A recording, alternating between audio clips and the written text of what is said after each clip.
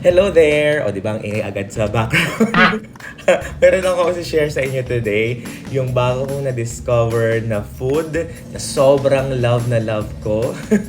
At I can't help but share this with you, my dearest disciples. Yes! So, ito ay unang-unang gardenia. Yes, yung plastic ng gardenia. Hindi, joke lang. Nutella.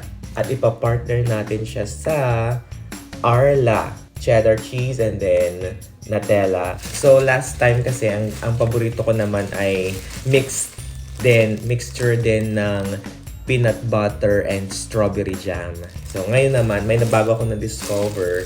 Ito nga ay Nutella and Arla. So ang tawag natin sa palaman na to ay Natarla. Natarla. So first side muna ay Nutella. Ayan. So, spread out lang natin, mga kaibigan, ang Nutella. Tapos, yung second slice naman ay yung Arla. Actually, nag-start lang ito sa Cheese Whiz. Tapos, masarap din yon actually, Cheese Whiz and Nutella. Try nyo din yon. Pero nung bumili ako, walang Cheese Whiz. Tapos, syempre, na-disappoint ako. Paano yung na-disappoint? Joke lang. Nung na-disappoint ako, so, kailangan ko ma-detach doon sa part na yon na walang cheese whiz. Ngayon, nagpakita tong si Arla. So, sabi niya, "Hi, Dee." Nagsalita ko lang yung pala.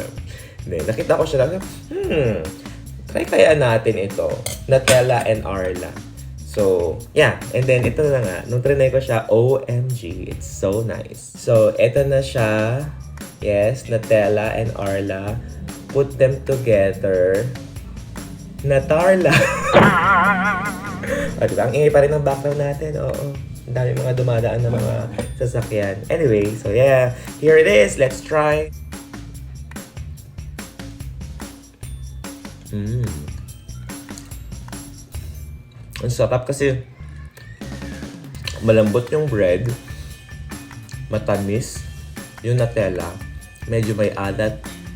At konting panis.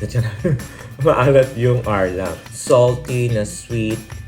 Tapos, satisfying yung texture nung bread. Ang perfect lang ng combination. So, ano pang inaantay nyo? Try nyo na rin tong Natarla na palaman. And comment down below kung ano yung experience nyo naman. Or baka meron kayong mga gustong i-recommend na perfect combination na palaman. Kasi mahilig din talaga ako sa bread. Yun lang. Have a nice day, everyone!